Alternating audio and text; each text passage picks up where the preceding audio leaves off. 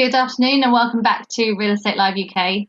Our weeks of free to attend events are run 3 times a year in February, June and October, and so this is our second programme of 2021.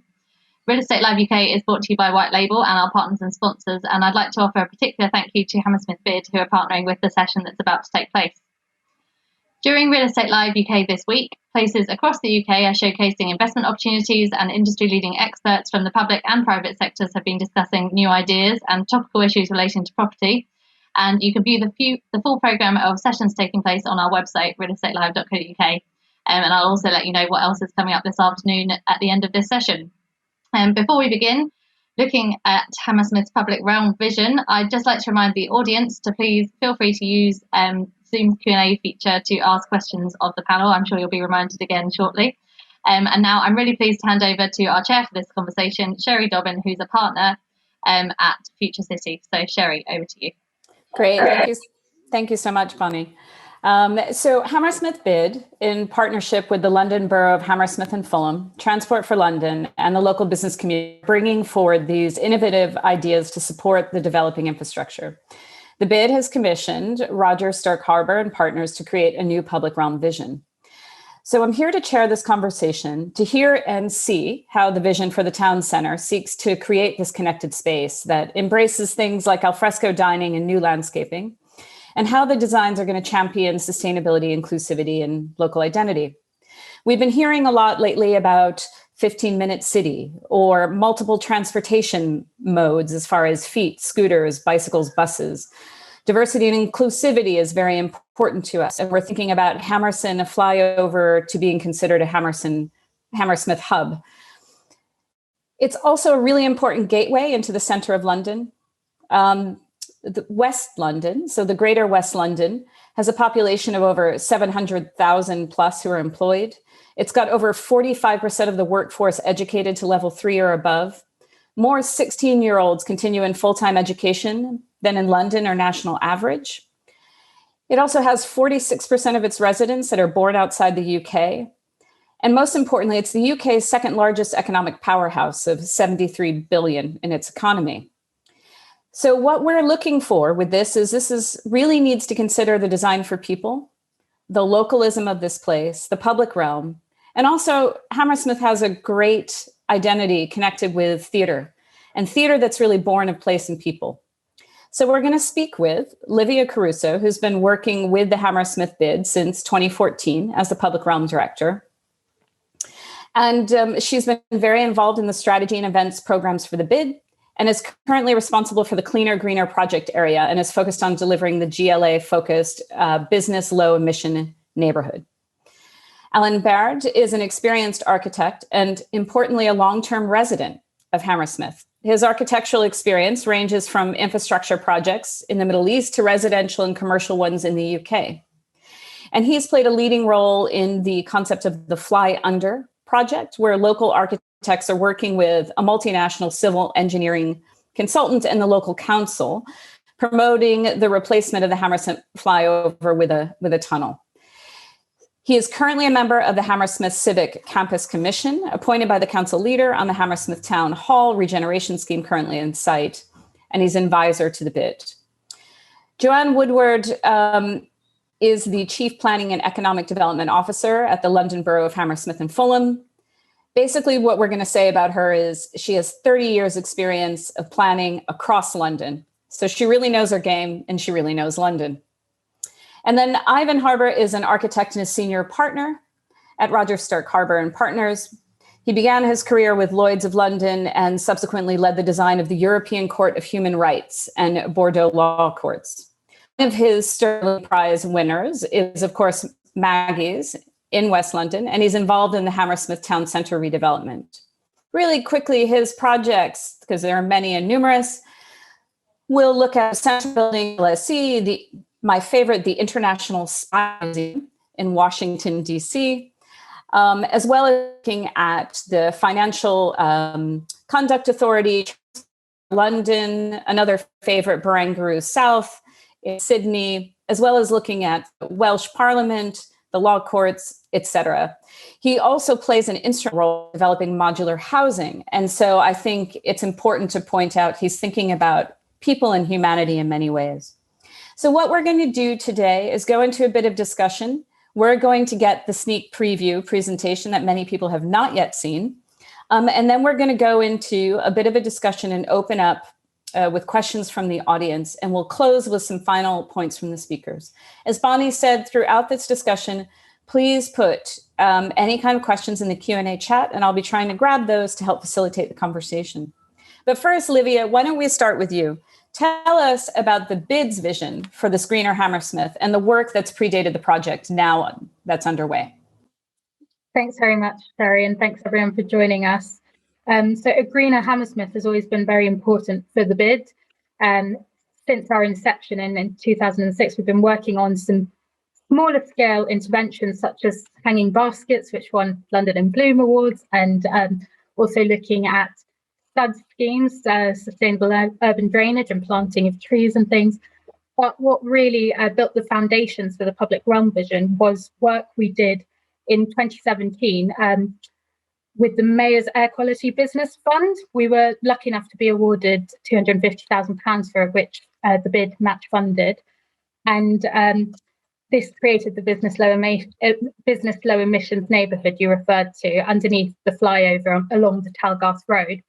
That was an air quality project, and it has ivy screens, one of the only plants that can survive in that hostile environment under the flyover, as well as some planters around and air quality messaging in forms of painting and things.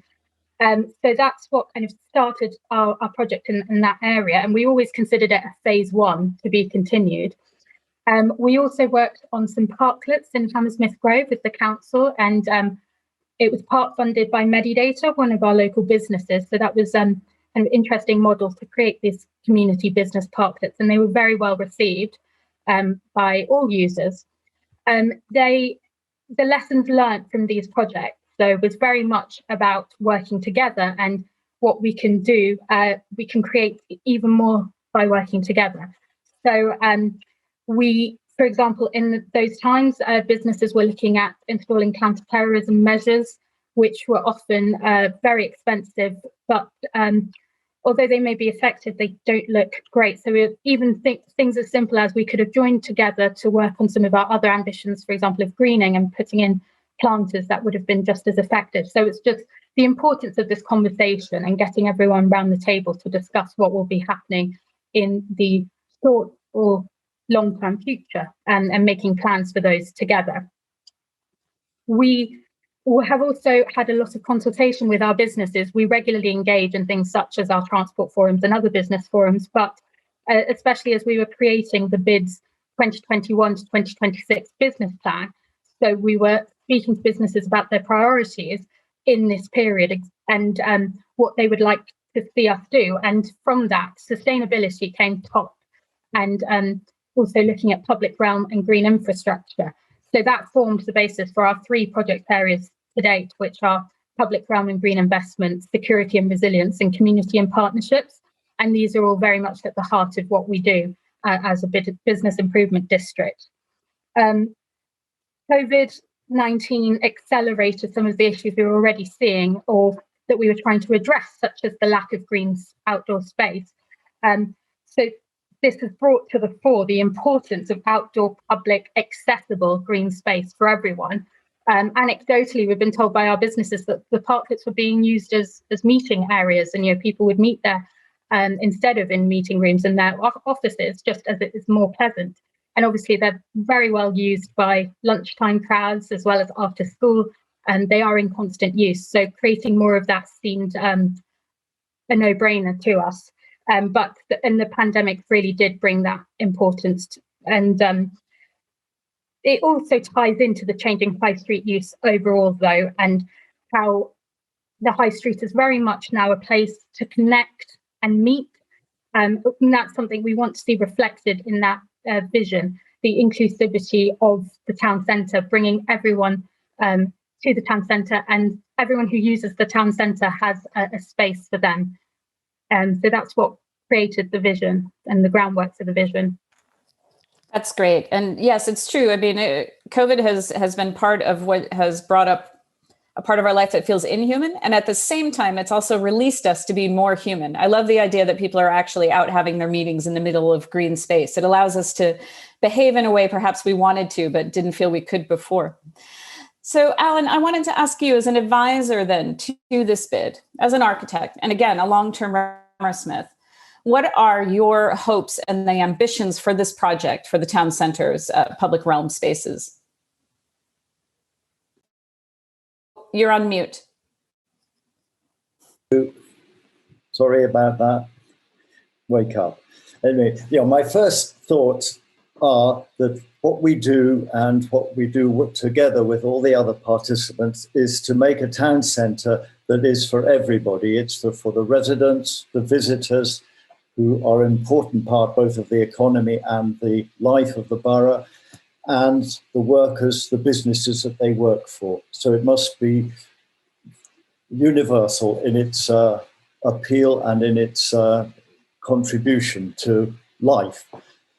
Now, the bid can basically work with the other stakeholders by, to use a term, leverage the work that they do. It can be with developers to improve on what they contribute via 106 agreements. It can be businesses improving their doorsteps, the zone around their entrance, their building, and it can be through just simply participation in the funding, in the sponsorship, and as Olivia has just described, by direct finance.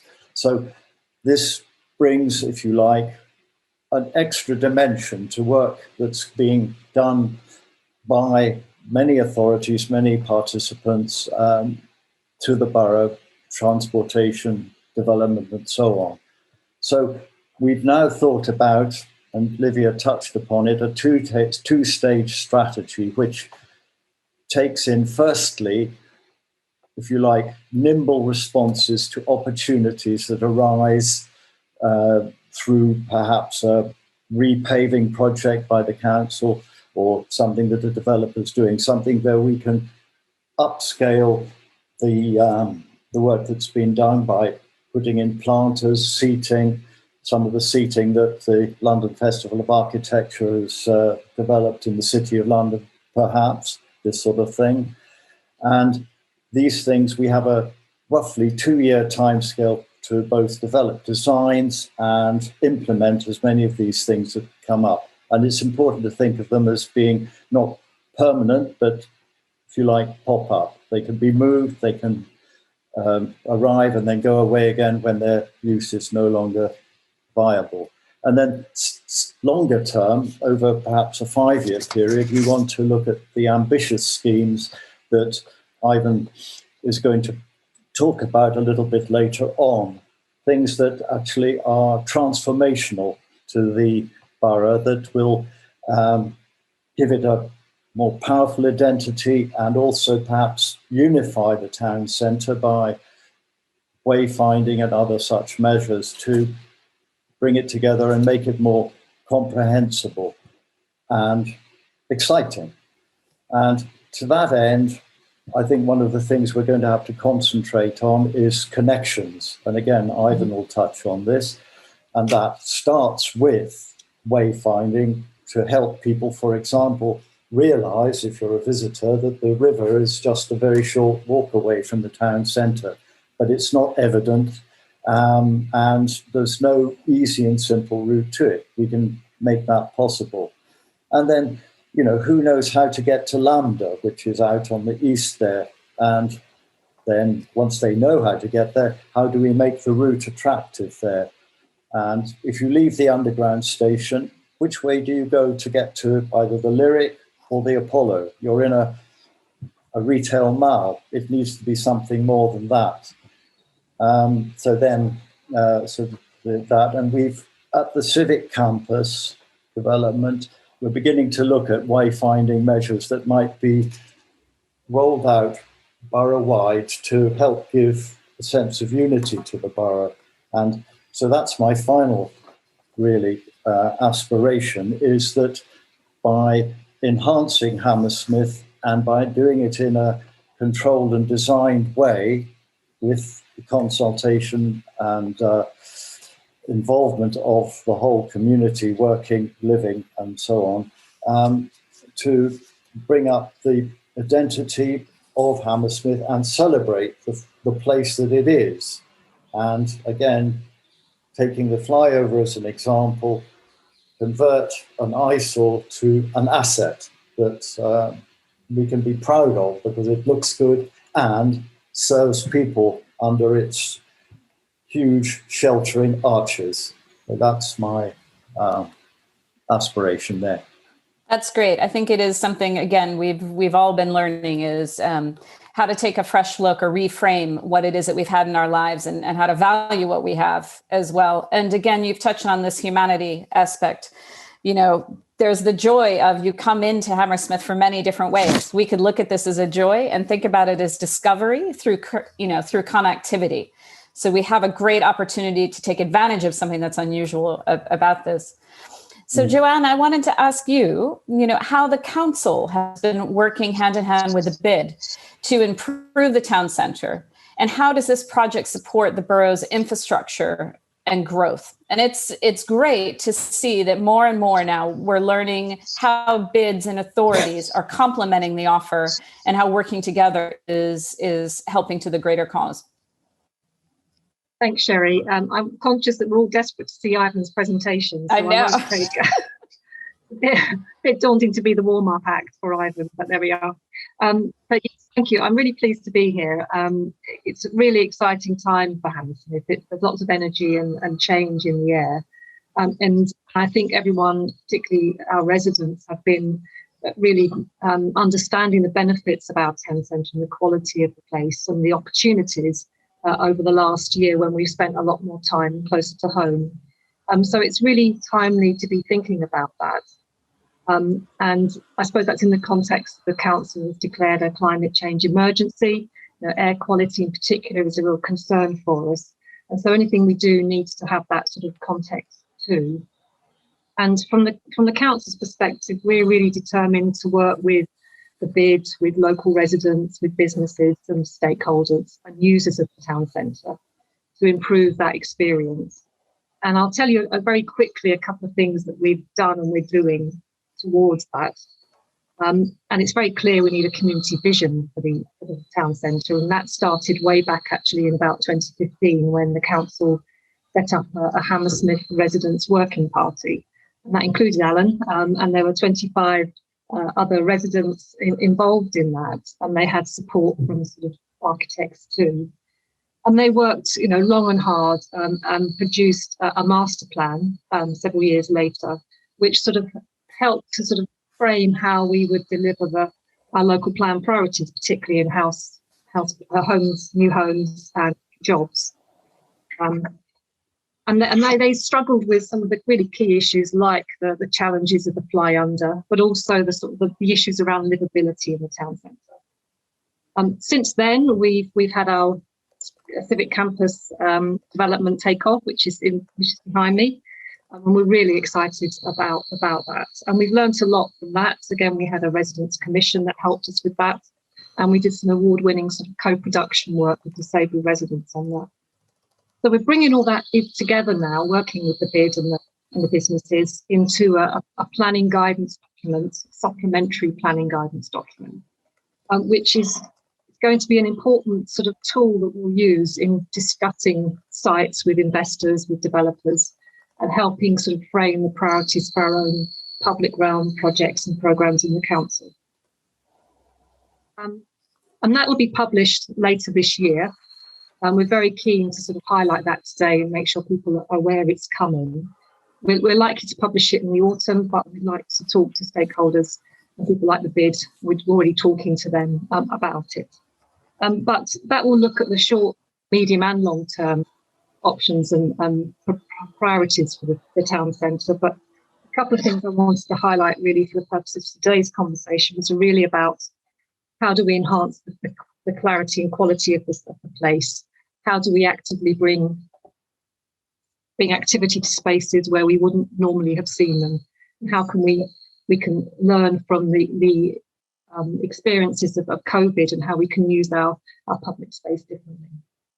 I'm going to pause there because I'm very keen to hear from Ivan and see his presentation. Yes, and I think if I can also encourage people, please, if you want questions to be brought forward, can you please put them in the Q&A as opposed to the chat? So I make sure that I have a list to go off of. People are asking for specifics, so I think that's a natural segue to go into Ivan. And if you'd like to take over and give the presentation, then what we'll be able to provide for more than just general terms, but the specifics, and then we can get into a greater discussion. Thank you, Sherry. I'll now do the usual. I'll try and share my screen. So someone needs to be on just to confirm that they can see. I'll go full screen here. View, excuse me. Great. So the question, can you see my screen? That old question. Yes. Learned so much about over the last 18 months. Great.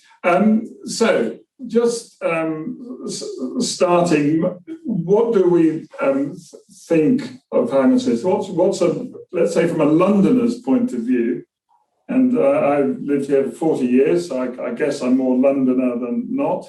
What is our image of Hammersmith town centre? I'd say that when I was a student, it was the Hammersmith Palais, the Hammersmith Odeon. But since then, really, the element that really has, even though I've worked in Hammersmith for 30 years, what always cropped up and was mentioned to me was the notorious Hammersmith flyover. So there it is. It runs east-west, as we all know, and it's omnipresent. This presentation really is, first of all, it's very important. It's a high-level presentation. It's a first response, beginning to perhaps frame the BID ambitions at a bigger scale, and that those hopefully will, as we evolve those and we work with all stakeholders, that those ambitions can then begin to inform both current and future projects at all scales. And it's everything from the planting of ivy screens to imagining how future or current buildings and pieces of infrastructure could find a direction to be developed. It's here to generate discussion, and so it's not proposing particular solutions. I'm going to start really with our involvement as a practice, some background or our background in the borough. So we as a practice worked in the borough for 30 years, up until 2015, when we were sort of booted out, unfortunately. We'd love to still be there. We had an amazing studio that occupied a beautiful riverside site, looking west across Barnes Reservoirs, which, of course, over that time had developed from being reservoirs to now the sort of rewilded Slimbridge branch. And in those 30 years, that riverfront has really changed beyond recognition. It's been developed and opened up for public access across its entire length. And whatever you think of it, it's certainly changed. And importantly, it has given public access to the riverbank. And we contributed in a small way to that work with our own patch at Thames Wharf on the bottom right there, our office and residential buildings next to that. It's so, although it's so close and historically connected, the town centre remains a world away from that river edge. And its development, as we know, has lagged well behind in comparison. But, more recently, certainly under the stewardship of the leader, Steve Cowan, the vision of a friendlier town centre has been gaining momentum. And my practice has been lucky to be a part of that evolution. So I popped a few projects on the slide here. We're the architects for the new civic campus, and that will re-establish the town hall as a destination and a catalyst to help reinvigorate that end of King Street. That's Hammersmith High Street, for those who don't know. And re-establish as part of that project, re-establishing a very clear link to the riverside. And other building projects that we've designed more recently in the borough, and this is common to all of our work, do seek to improve and extend high quality public realm for the benefit of all. So this is what I call maybe the analysis of the current condition. As a gateway to central London from the west and the south, of course, up Fulham Palace Road, Hammersmith is super accessible and in that sense desirable. It is easy to get to, but the infrastructure that's allowed that accessibility has historically created powerful barriers to pedestrian-friendly public realm. Of course, the gyratory, the tube which cuts across it, just below the surface, and the flyover, each have significant impacts as physical barriers or constraints, as sources of air and noise pollution. But there are oases from which we can build, and these are positives that can be amplified. The Lyric, I'll still call it the Hammersmith Odeon, the Apollo, Riverside Studios. These are nationally known as spaces that people gather.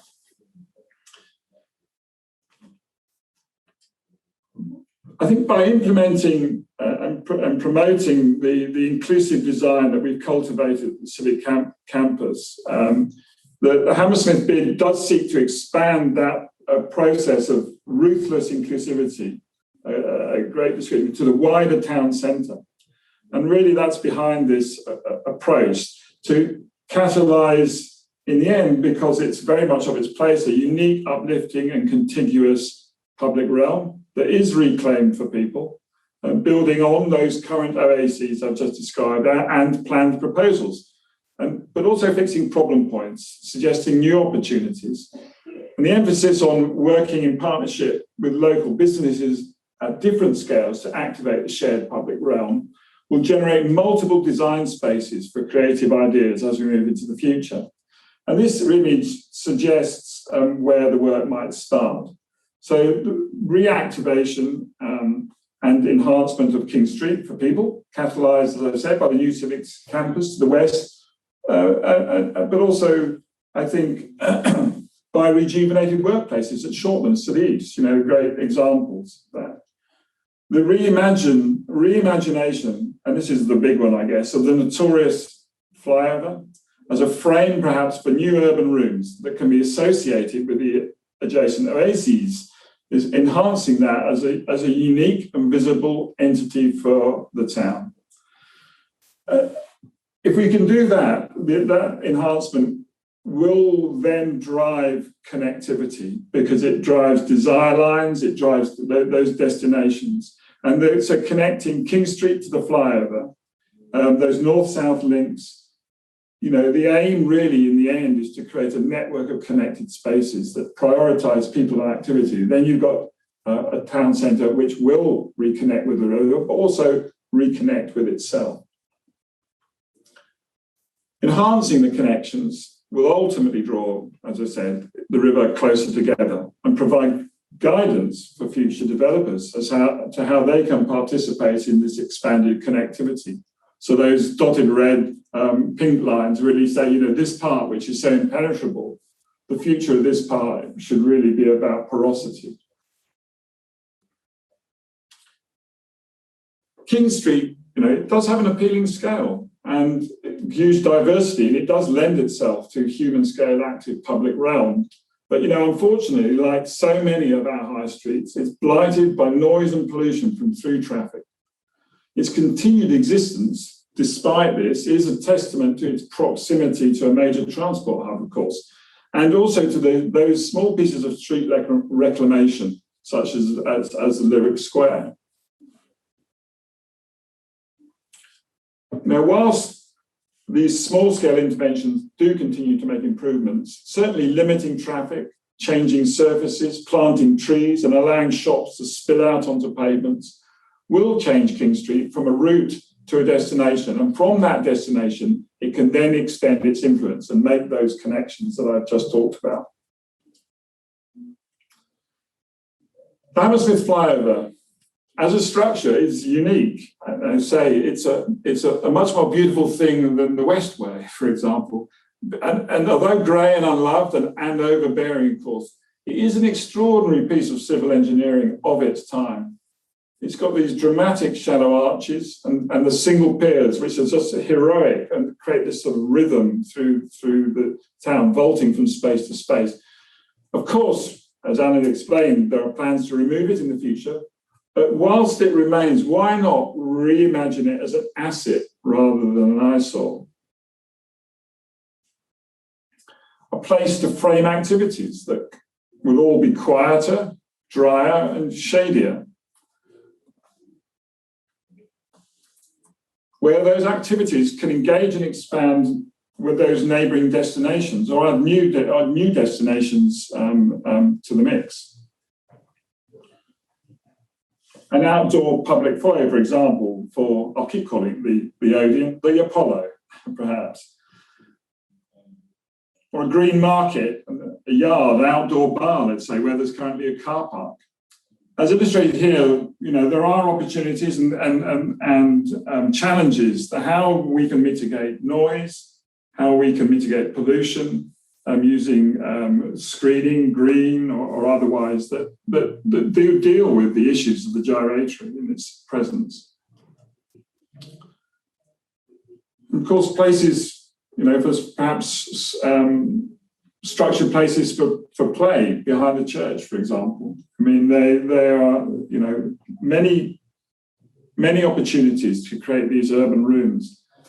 And I think perhaps to sort of compensate from the sort of power of the flyover itself, perhaps think about the walking services. We're talking, this is inclusive circulation for all. But if we can make the walking surface as powerful and connected as the flyover above it, then there's an opportunity to bring the public realm to the fore.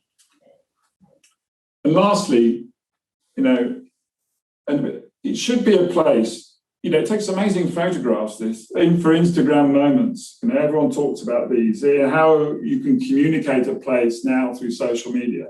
So it is a place to be rather than a place to avoid. And that's the end of my presentation. So I will stop my share. Here we go. Thank you so much. And it's great to be able to see it here live at Real Estate Live. I think we have corridors, canopies, and connectors, right? And so these are some of the things that we're looking for in these improvement to the public realm. And we still have the issue, of course, of the reality of wayfinding and safety that we add on to the great aspirational designs as well. So I guess I want to start with, based on seeing all of that and having to prioritize. And Alan, you talked about how there's two stages. One that I'll call the sort of the rapid responsiveness of now, and then the ambitious of the long term. So what do we see then as the most important thing that really needs to be delivered from this project? And I guess what we'll do is we'll start with you, Bonnie. With Joanne on this. As far as, from the borough's point of view, what's the most important thing that it's got to hit? I think short term, it's how can we maximise our use of the public space for all sorts of uses. The COVID restrictions may be with us for some time, but it's very clear people value the places in the town centre. But as Ivan has pointed out, perhaps we've been looking at them through a different lens, and we need to appreciate them in a different way. But I think it's for the short term. I think it is about can we maximise those spaces for multifunctional purposes? Our space, our public space is your space, and in terms of businesses and residents. So we're keen to do that, and we're already talking to businesses about that. So but also from a sort of planning perspective, we've got a lot of developer interest. So to get sort of a planning framework in place that can help frame those discussions for the future, because these are opportunities now for development, which we want to make sure we're maximising the benefits of the town centre. Great. And like you say, we've got to make sure that we're building in a framework, and in the process of doing this through a very considered and engaging process, people also want to see things immediately. Olivia, how do you see the bid and the response that you've had from businesses to be able to help take this? Do you see them as being able to be open to some of these experiments and these things that can happen in the rapid responsiveness period? Definitely. I think what we need to do is actually celebrate and discover our hidden gems. They are there, the places are there, the opportunities are there. So it's about maximizing that and appeal and directing people to it. And the businesses do want to help with that. I know a lot of them have offered their own spaces to open up to the public and to improve that. So some of the kind of quick wins that we can do, as it were, obviously we want consultation with everyone and have that proper engagement, but there are things that we can start doing in the very short term to encourage people to return to the town centre if they're feeling apprehensive, and to create that safe space that people do want to be in. And that includes just repurposing some of the areas and improved planting. I think everyone, for a quick note in the chat about the polluted Fulham Palace Road, and I think, yeah, definitely there's areas of traffic and congestion that we can immediately start to improve through some enhanced screening. And I know we've mentioned wayfinding a lot. That can be a short-term solution as well to make the area feel nicer and more connected as we work on the larger delivery. Pardon me. One of the things that you also brought up in the opening that I thought was very good, as far as a little bit of myth busting, is, the BID is answering to the business community. And so for this commercial community, it seems that they also put sustainability up at the fore. The importance of greening and being able to plant is important also to commercial. So we don't have to worry about this kind of past idea that there's a tension between what's good for business and actually what's good for the planet. So let's take advantage of these opportunities. Alan, since you advise the BID, how can you see this vision and this framework really enabling the BID to further these ambitions and create that dialogue between the various communities, both residential and business? Oh, you're mute. Excuse me again, but we have works outside. Anyway, yes, you've really seen the beginnings of this framework in what we've been talking about today. You've seen some of the examples that the BID has already done in the sense of small, quick interventions, planting and so forth. And those are, if you like, prototypes for what we want to do in a even more, I should say, nimble way. And the other thing to point out is how the public themselves, along with businesses and the council, are beginning to reoccupy or fully occupy public space. You go down the north side of King Street and on into Chiswick, and you feel that you're somewhere in Southern Europe, because the cafes, they're all on the pavement now, at last. That sort of thing is happening. So, it's not just, it's the population, the visitors, the residents are beginning to make it happen for themselves. And we have to build upon that and enable that. And so that's what a lot of these things are to do with. And now Ivan's urban rooms are part of that. And they can be taken forward both as a long-term strategy of a full enhancement, but initially just to start defining them as places to go to by making them attractive as far as we can and building upon that. It doesn't have to be a one-off long-term project that is perfect only on delivery. That's great. And Ivan, this concept of living rooms and the different spaces allows us to ensure that there are different types of activities, but also it allows us the potential to think about different people's living rooms.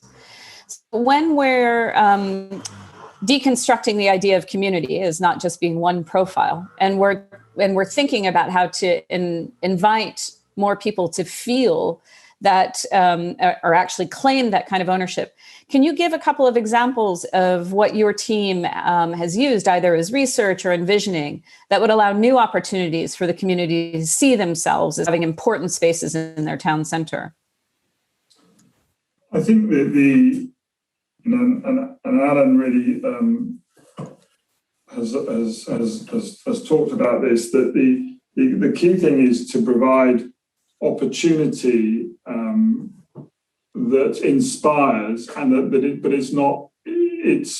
it allows different constituencies to own in whether it's over different periods of time or different or in terms of different space, the ability to want to be in a particular location. And as I say, an urban room for me is it can be.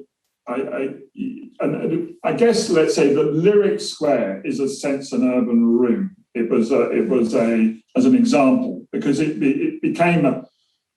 was a road, and then once it was taken over by the people, it's become owned by the people. And I think as the involvement here is really in that vein to try and identify places that you can imagine could take on a different role. Often it's about excluding traffic, or at least trying to mitigate the impact of traffic. And there's huge support for that at all levels. And the reference to the flyover is important because it is a unique thing for Hammersmith. And actually, if you saw it as having a level of unique attributes to create those sorts of spaces, really, there will be many people, residents of Hammersmith, who have some really much better ideas than I would have about how they can imagine engaging with those spaces. And then the question is whether it's just saying keep out to the vehicles, whether it's creating ad hoc enclosure, whether it's creating permanent enclosure, or all sorts of different levels. Those can then be activated and owned by various constituencies. So there's a sort of the framework of spaces rather than a framework of roads for vehicles leading from A to B is really, I think, the thing that then will drive what we're all after, which is connectivity. The desire, you need to have a desire to go from A to B, and that will then, through time, elevate the quality of that connection. Great. And what I'm going to do is segue into our Q&A from the public, because we've got some people who are very passionate about their area and want to join in. And also, I think this is a chance for us to move from the abstract of the vision into a little bit of particulars. So Adrian Bray has raised two questions. I'm going to combine them in one, so pardon me for paraphrasing.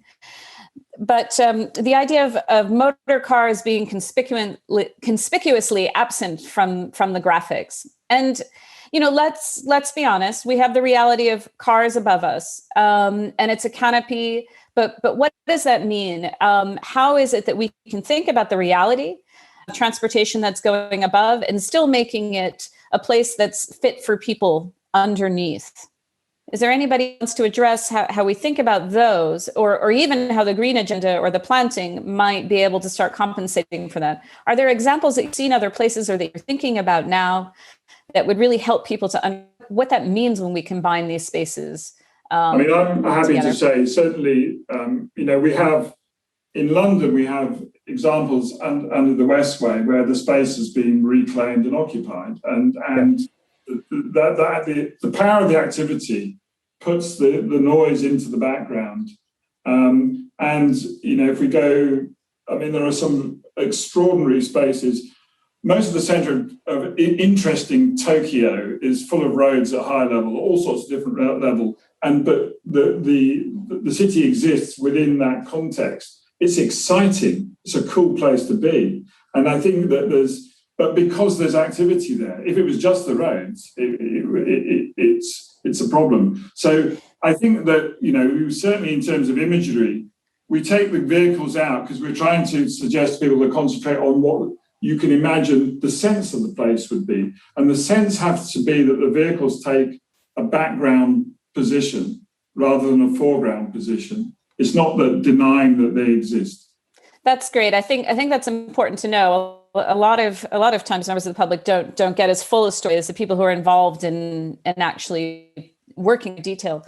Livia and Joanne, do you think there are ways then that we can make sure that some of this information will be available then when it goes to broader consultation, so people actually have examples where it's happened before and understand the context of the vision being one that's not just aspirational, but is one that has either been tested somewhere else or can show how it's possible? Yes, I think what we really did want to do with this vision is make it practical, and we do want to deliver it. So whatever we come up with, we want to see on the ground and implemented. So we will be sharing it at different stages, and we've got a stakeholder party bringing together some local residents as well as businesses, TfL, other landowners to really be a part of the vision at every step. But yes, key for us was having something that is practical and can be delivered. So it there's almost two stages: the immediate stage and then the longer term stage that's more agile and that can adapt with different priorities. Great. And then I've got a question here from Bren Simonson. And again, pardon me, everybody, if I paraphrase. You've got really great detailed questions. Basic summary of it is, if we are going to frame the street as an asset, its history, particularly in relationship to pubs and stores, should play a part of this. So how are we going to take into account what's included on King Street? The foundation stone of the Art Deco Burtons, now is a Pret, or the plaques of the Trafalgar Ride. So how is it we're thinking about being able to bring the joy of the heritage of the place into the vision of the future? I don't know who wants to answer that, whoever has been broaching that. I'll just, a quick one. Great. It's one of the ideas that we're beginning to think about, I won't go much further than that, is to prepare a kind of lighting kit for the owners or users of the more historic buildings so that they can do some floodlighting themselves to celebrate their own premises, but also have the ways and means to do it without having to research and design it all by themselves. So that's one possibility that we're thinking of there. Great. Sorry, just to jump in as well. Yeah, so the BID, we've been long doing guided walks of the area to open to the public, and that is to celebrate the history, because as I think it's Bren said, there's an amazing history in the area and we do want to celebrate it. So yeah, we'll be interweaving that with anything we deliver. Great. Can I just reassure Bren as well that the heritage assets, which are huge in the town centre, they were very much central to the master planning work done by the residents group, and also there is a lot said in our draft planning framework on that as well, and we have local planning policies in place to protect at that sort of high level. So it's not forgotten. Perhaps in the very quick session we're having now, it didn't get the sort of attention it should, but that doesn't mean to say it's not being. Great. So it's good to know that we're considering that. And one of the questions I think that had flown in from the chat was also, we brought up this issue. People often come to Hammersmith and then have to cross it very quickly for the sense of commuting or trying to find a place. And so one of the suggestions or questions really was about how can wayfinding be used in a creative way to really help people navigate this area. So when they have to get through speedily, they can, but also it's beautiful enough for the people who are resting there, staying there for a destination. How is that being incorporated into the vision as far as the design briefs? Well, can I? Well, part of the thinking is that at the Civic Campus project, there's a wayfinding strategy being developed, and this is being done in conjunction with Rogers Stirk Harbour. And so we're wondering about extending that strategy into, if you like, a language of wayfinding that can be spread into the borough. At pedestrian level wayfinding, this not highways level. Great. And I would say as well, there's some really interesting inclusive wayfinding that is around at the moment. So I think we'd want to include that as well to make it more accessible for everyone as well. Wonderful. I've got an anonymous question here, and one of the concerns is while we're focusing on this campus project, does that mean that we're going to forget about the reopening of the Hammersmith Bridge? Does this pose a threat to the potential of that happening or the funding? Joanne, can you talk to us about that? Yes, I mean, we could spend all sessions simply talking about the bridge, and I'm conscious we want to talk about the public realm, but I mean, I don't think it's one or the other. You know, the civic campus is a great benefit to the town centre, as are a number of other big developments and the small developments. And the bridge, you know, getting that bridge open safely is clearly a priority for the council. The leader has you know, been very clear about that. We've got to make sure it's safe, and we've got to make sure it can be funded. But I don't think it's one or the other. I think it's all of that. So That's I just want to reassure you. Often when people hear the newest idea, they're afraid that it might override, you know, the other concerns. And so, like you say, for this purpose, we're trying to talk about the public realm and those enhancements.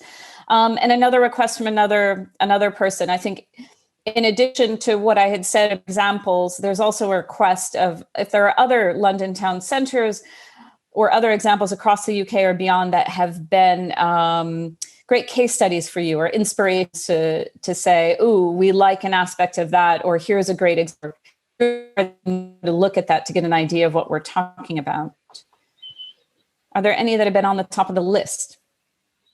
Well, I think not, it's obviously a different scale, but I think lots of people in London have been really impressed with the King's Cross redevelopment, and it's, you know, turned from an area that was slightly, you know, derelict, maybe not the most pleasant area to be, to now being a really cool area that people want to go to, whether that's to get a train or to go to work or get a drink with friends. So there are some aspects of that are similar in Hammersmith in terms of the river connection, the transport connections, and, you know, multinational companies having bases there. So if we can replicate it in our own unique local way, I think that's always a good one to see as a great piece of public realm work.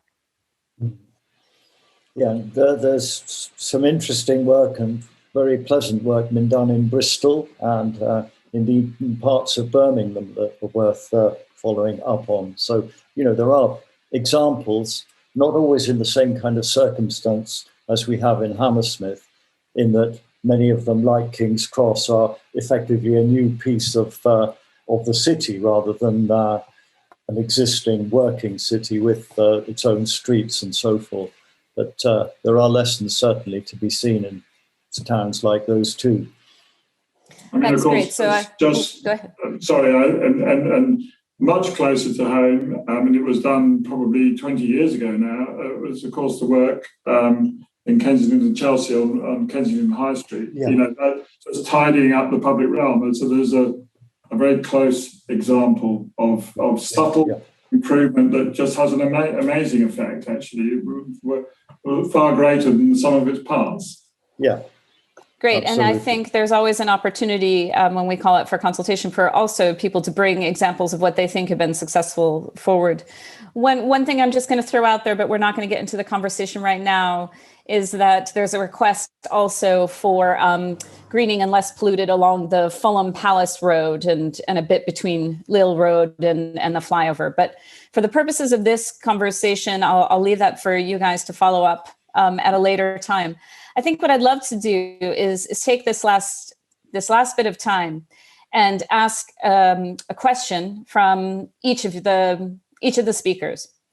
And again, in our rapid response way, here we're going to go.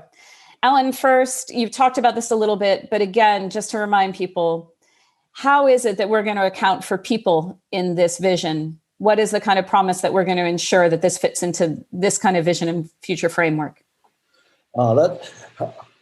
That's going to be, well, it's going to be largely a matter of both of doing it and communicating it. And the council itself, of course, has a way of communicating with the people of Hammersmith, our weekly newsletter, and that's, you know, just a quick example. But yes, we have to communicate. We've got facilities. We the BID itself has sponsored a big screen in Lyric Square in past years. Things like that can be used to tell the story of where the town centre is going.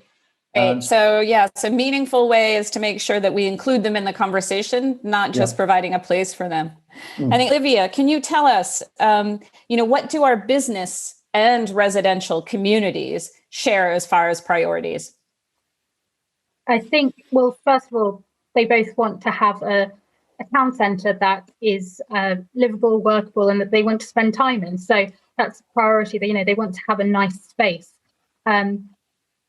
We've mentioned sustainability and greening. That's always a priority for both businesses and residents. And I think what we're trying to create, that they share as well. We want to create something special and unexpected in the town centre. So they've been in the town centre, if you've lived there for a while, if you've worked there for a while, we want you to reimagine it almost, and to really bring the best of it to life, livening up the whole area and bringing something for everyone there. So whether you're using it to go to work or you're working from home and want to pop out and grab some lunch, we want to make a space. You mentioned the 15-minute neighbourhood earlier, but a really usable town centre for everyone.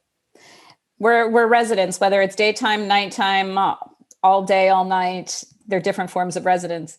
Ivan, I think people want to be able to borrow your visioning skills. So can you tell us, is there a best vantage point where they can see what it is that they should love and want to keep, at the same time visualizing how it can be the future?